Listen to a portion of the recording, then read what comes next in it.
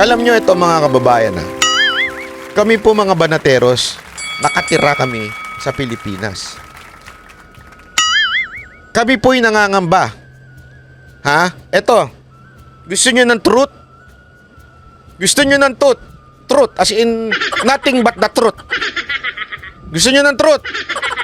Hindi, sabihin nyo dyan. Ako magsasalita ako ng totoo. Sabihin nyo dyan. Magsasalita akong totoo. Sige, hamunin nyo pa ako. Oh, sabihin nyo. Sabihin mo na yung totoo, Banat Bay. Go, go, go. Oh, ito, sasabihin ko na sa inyo. Kung naalala ninyo, mayroon akong time na nakatanggap ako ng sunod-sunod na threat. Okay? May threat assessment ako, may police report akong ginawa, may mga sumusunod na nakamotor sa akin. Kinuwento ko na, hindi ko pa nakwento yung part na yon. Ini-report ko to. Meron po akong report dyan. Okay? Meron pong nakaabang lagi sa may kondo ko. Gumawa po ako ng report. May police report yan. May threat assessment ako. In-interview ako ng mga police, tinanong, at inalam nila kung totoo. And they found out it's totoo. Kaya nga binigyan nila ako ng tinatawag na availment ng protection from the PNP. Kasi, dahil nga sa mga threat na natatanggap ko. Sinagmit ko lahat yun, kumpleto ko ng dokumento, at binigyan nila ako ng protection. Pero nung tumungtong si Marbil, lahat po ng Duterte supporter na nakapag-avail dahil may mga threat sa mga buhay nila. Remember, hindi lang naman po gobyerno binabanata namin eh. Ang binabanata namin, mga komunistang NPA. Hindi ako takot sa kalaban sa oposisyon. Pero lagi akong winawarningan na ang mga NPA ay traidor. Traidor ho sila. Alam ko ho yan. Yan, nag-aantay lang ng pagkakataon na pag humina ka, dun ka babanatan. Kaya I never, ever na ibinaba ang security ko. Talagang lagi akong aware. Kasi alam ko yung mga NPA, mga damunyo yan eh. Damunyo talaga sila. At nung tumungtong si Marbil, tinanggal po ang seguridad ko. After tinanggal ang seguridad ko, idinimanda ko sa Legazpi. Ano ibig sabihin nun? I have to go there. Teritoryo nila yun. Ganong katindi. Kaya nga alam nyo, sabi ko nga sa inyo, huwag kaming banateros ang pagbibintangan ninyo na kami pa yung bayaran. Gago ba kayo? Kami ang naaalangan sa mga buhay namin dito. Kami ang bumabanat dito. Anytime pwede kaming galawin. Hanggang PNP chief binabanata namin. Wala kaming takot na banata ng PNP chief kung mali siya. Nung una pinagbigyan ko ng na-recall ng PNP ko pinagbibigyan ko, pinupuri ko pa nga siya pag may maganda siyang ginawa. Pero this time, abusado na eh. Mantakin mo, hindi lang pala siya, akala ko nga nung una, kinonfirm ko ito eh. Kay Pangulong Duterte, tinanggalan din ng PSPG. Kasi tandaan ninyo, karapatan niya ng Pangulo, dating Pangulo. Ang nandiyan sa kanya ngayon, yung PSG. Kasi nasa batas yan. Pero yung PSPG, dinadagdag yan. Tinanggal yan. Kay Baste, tinanggal din. Pinarusahan pa nga ang ginawa, ibinabad sa checkpoint yung kanyang security. Tapos mismong si Bongo tinanggalan din. Kaya nga sabi namin, sige, okay lang, walang problema. Karapatan nyo yan. Karapatan nyo yan eh. It is a privilege. Okay. Even if alam naming delikado kami sa buhay namin. Hindi ako, nag-tone down ba ako?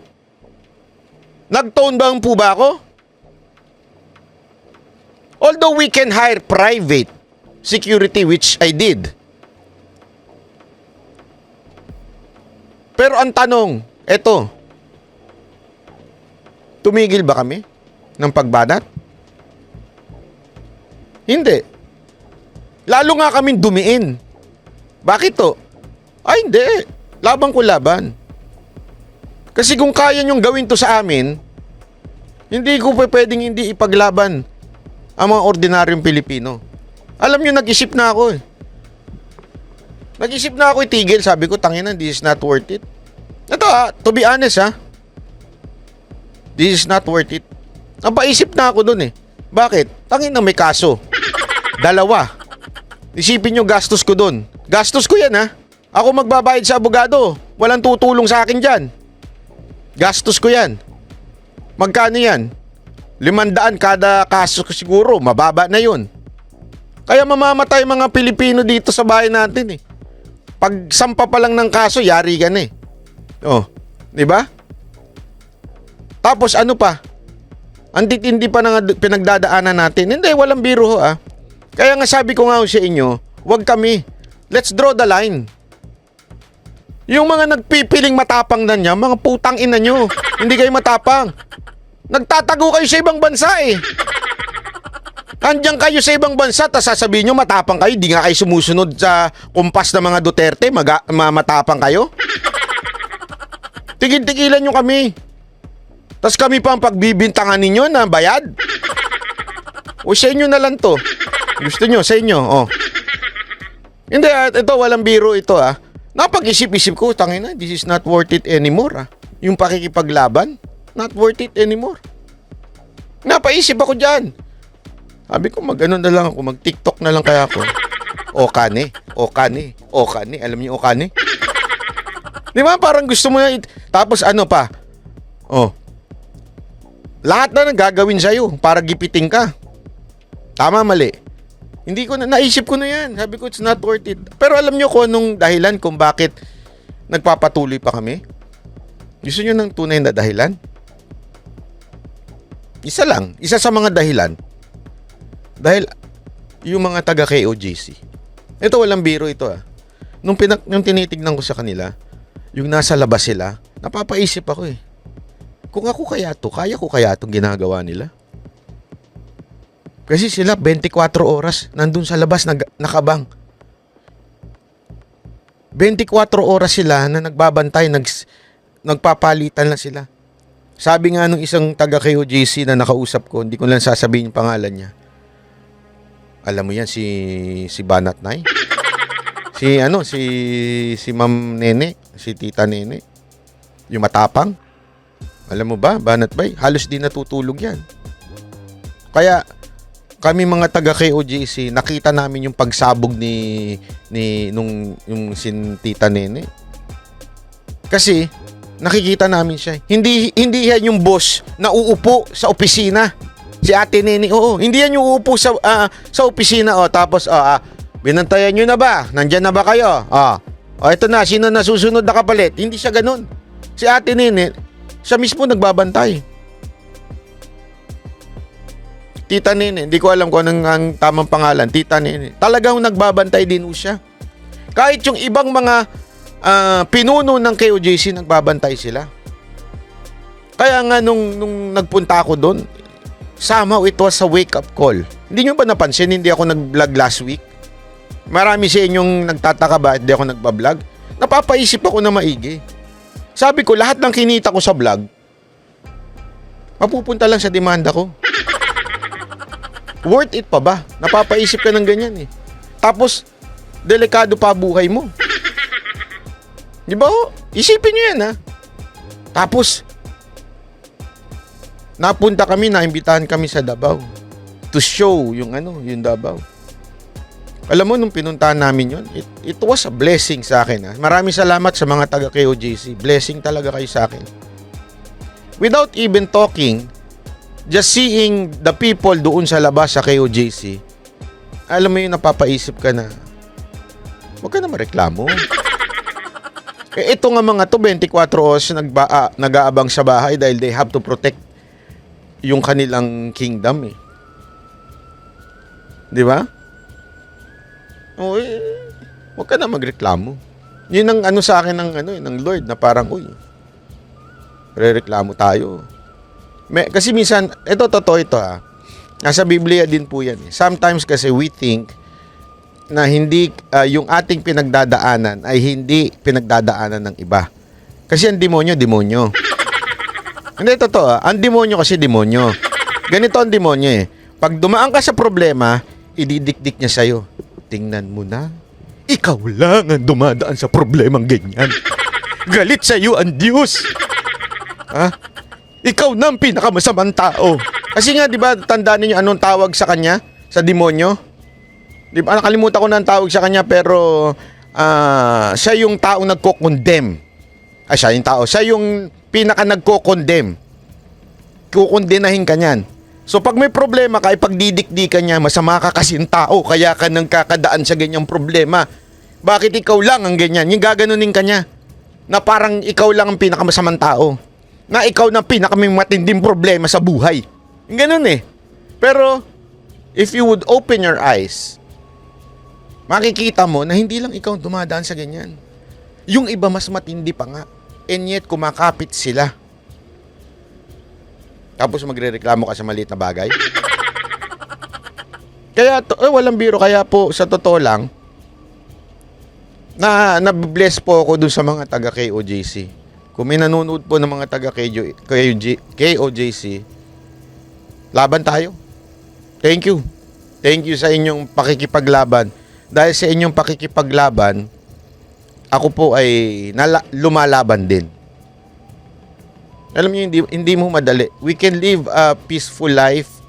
I have my own job. As a matter of fact, minsan napapabayaan ko na nga yung trabaho ko. I can live my life na masaya at walang kalaban, walang kaaway. Nag-e-enjoy lang sa buhay. Kasama ang Mocha Girls, masaya lang, di ba? And yet, I have to go through this dahil sabi ko nga ito na yung pinagdalan sa akin ng aking destiny. Kaya tuloy-tuloy lang tayo. But again, as I've said, we have to draw the line. Sorry, pero Trojan horse yung mga yan. Hindi ako makikisama sa mga naninira at nakakasira ng pinaglalaban natin. At sila yun. Hindi pa pwede, tuldukan na natin. Tinutuldukan ko na. Hindi na natin ito tolerate dahil ayaw lang natin maka-offend ng tao. Sorry, it's time for you to decide. Which sides are you? Side ba kayo ni Maharlika o nasa side kayo ni Duterte? Hindi ho sa Banateros Sa Duterte Duterte. Definitely, they're not the same. Si Maharlika, ginagamit lang ang mga Duterte ngayon para sa kanyang views. Which yan ang ginawa niya to get views noong panahon ni Marcos. Nung hindi na siya nakinabang, lumipat, bumalik na naman siya dito sa Duterte. Ginagamit niya naman uli yan para sa sarili niyang interes. So, if you're there, doon na kayo. Lumayas na kayo. Doon na kayo. There's no room for you dito. Dahil dito, Duterte lang. Ganun lang kasimple. Duterte lang dito. Hindi ko nga kayo sinasabing sumunod kayo sa Banateros Duterte lang. Duterte lang ang bida dito. Wala nang iba. Banateros, hindi bida yan. Duterte lang. Yun lang. So, alis na. Huwag na kayo magtagal dito. Okay? Okane. Mali. Sabi nito, I'm proud and happy that I never watch any of Maharlika's vlog. Pasensya na pero anything that will involve Maharlika, out ako dyan. Totoo lang, pasensya na kahit sino mga organisasyon dyan, kung sino man, if you're with Maharlika, out ako. May iba tayong pinaglalaban. Sorry. Out ako sa inyo.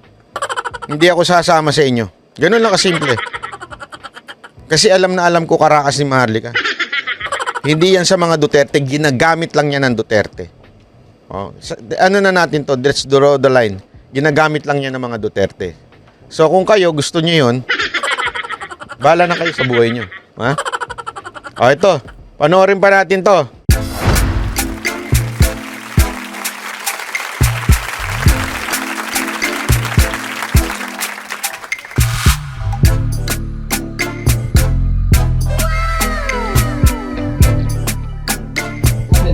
performance will start momentarily.